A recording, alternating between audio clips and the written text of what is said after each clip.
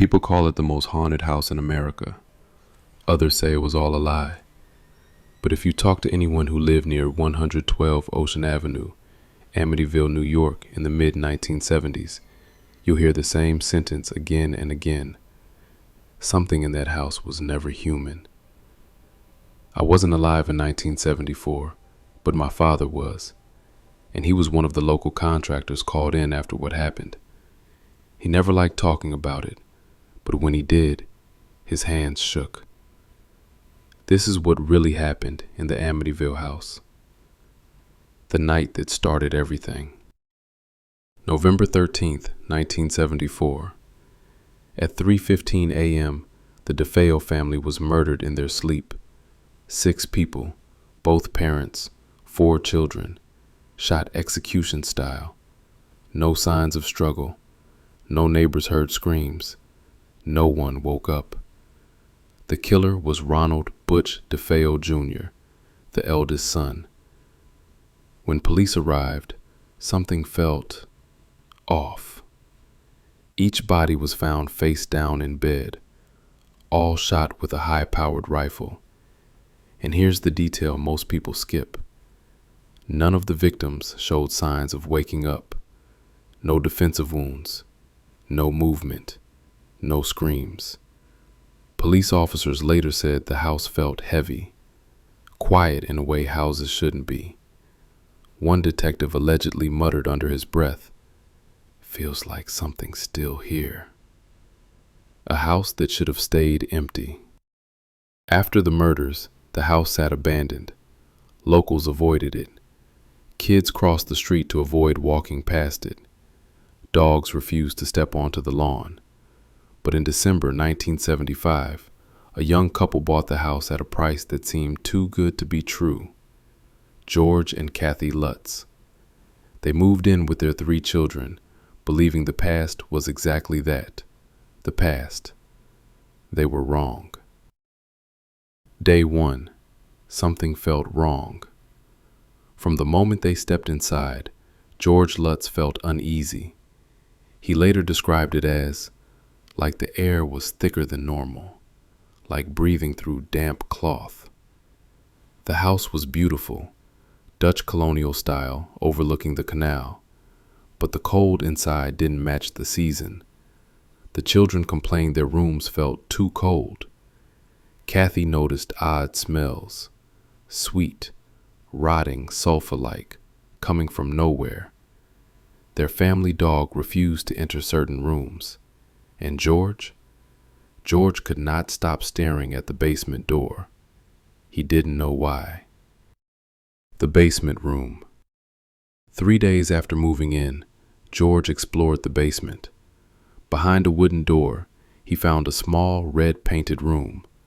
No windows, no ventilation, no logical purpose. A priest later blessed the house and reportedly refused to enter that room. According to early statements, the priest whispered, "Get out." Not to the family, to something else. That night, George woke up at 3:15 a.m., exactly the time of the DeFeo murders. And from that night onward, he woke up at 3:15 every single morning. The changes. George Lutz was a calm man. Within weeks, he became angry, short-tempered, obsessed with chopping wood, for no reason. Even when the house was warm, he complained of being cold. Kathy began having vivid nightmares of the DeFeo murders, despite never seeing the crime photos. The kids spoke to someone they called Jody, an imaginary friend. They described Jody as a large pig with glowing red eyes. Their room would be freezing at night while the rest of the house stayed warm. Black stains appeared on walls overnight, impossible to clean. And then came the flies. The flies. December in New York, snow outside, and yet thousands of flies filled one room, buzzing, covering the windows, alive in winter. George sprayed insect killer, They fell. By morning, they were back. The first physical event. One night, Kathy woke up unable to move. Something heavy pressed against her chest. She described seeing George levitating beside the bed, several inches off the ground. His face looked wrong. When she screamed, the pressure vanished. George remembered nothing, but the clock read 3:15 a.m. Something was using the house. Objects moved on their own. Doors slammed. Footsteps ran upstairs while everyone slept downstairs. One night, George heard whispering from the basement. Not English, not any language he recognized. He later said, "It sounded like a crowd speaking at once, but right into my head." Kathy found George standing in the basement, staring at the red room. His face was blank.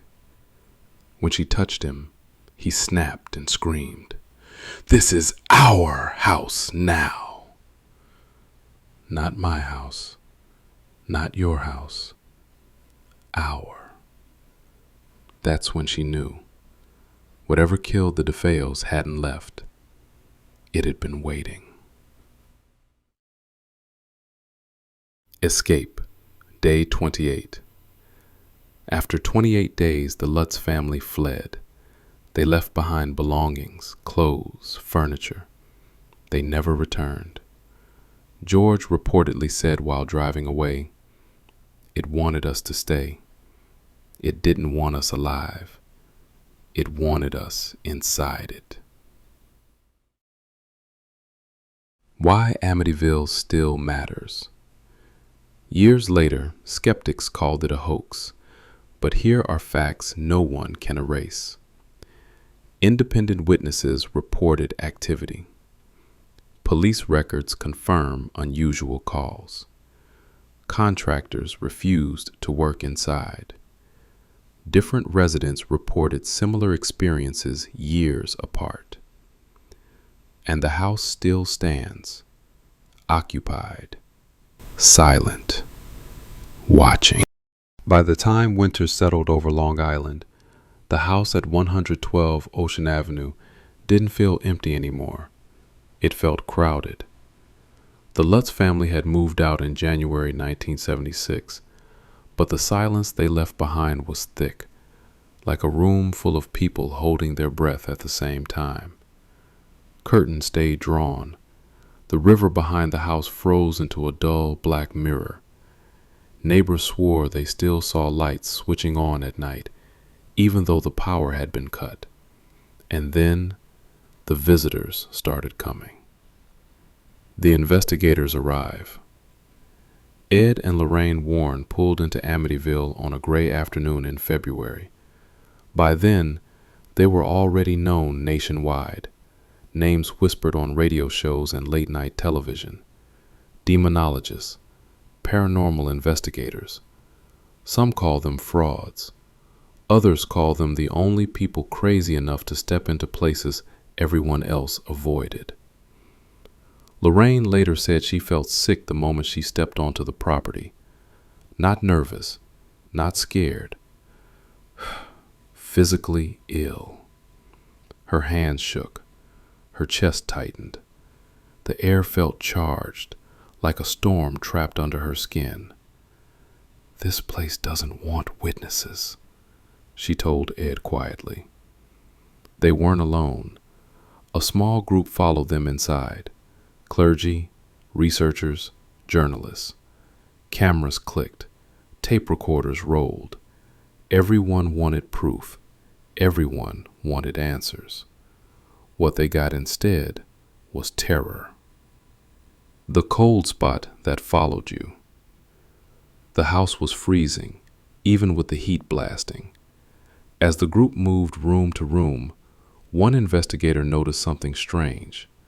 The cold wasn't staying in one place. It followed. Someone would complain their hands were numb. Then, moments later, warmth would return as the chill slid onto someone else. A priest began praying softly under his breath. His voice cracked mid-sentence when his rosary beads snapped in his hands, scattering across the floor. Nobody laughed. Lorraine stared up at the second-floor windows, the ones DeFeo had used to carry out the murders.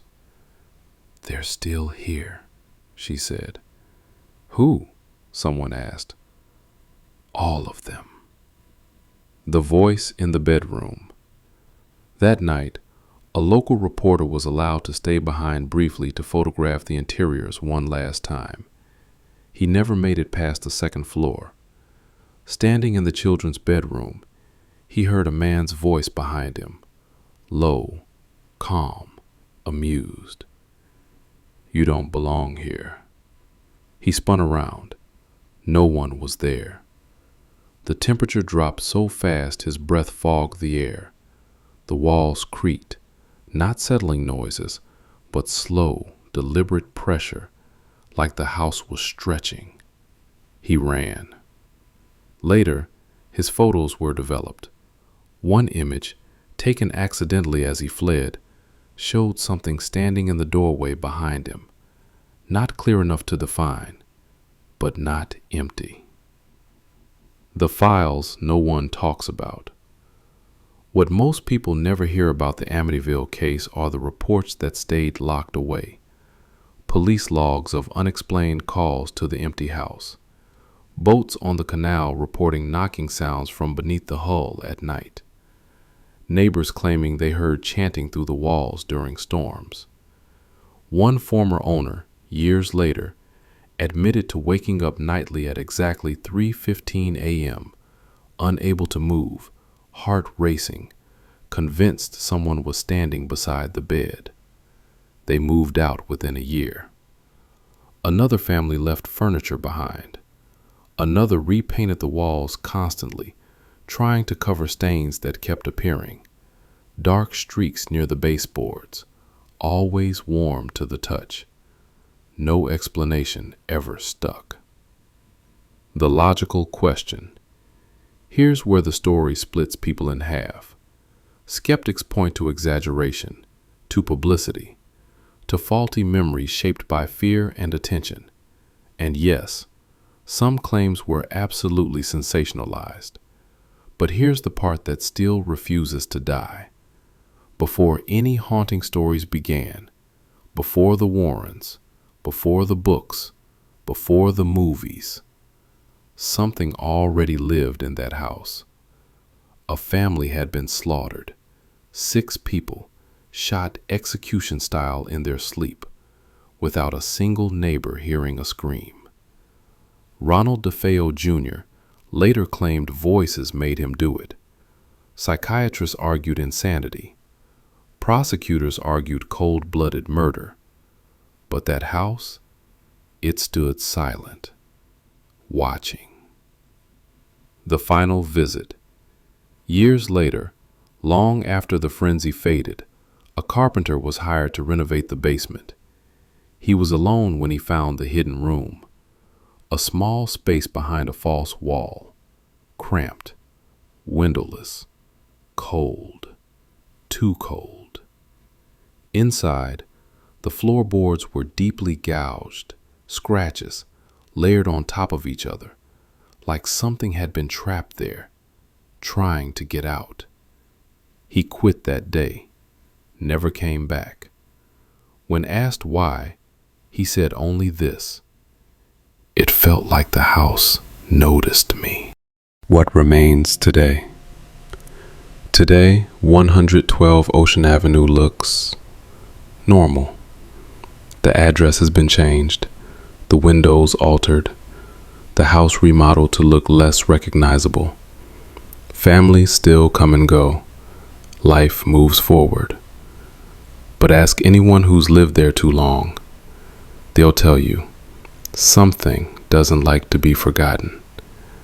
They'll tell you, certain rooms feel heavier. They'll tell you, the house creaks more when no one's home.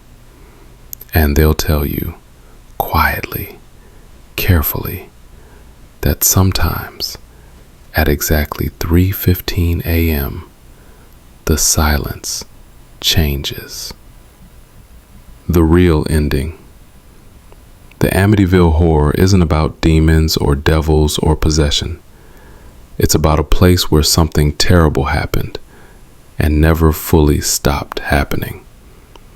Whether you believe the hauntings were real or not, one fact remains unshaken. That house broke people. Before the stories, before the fame, before anyone was watching.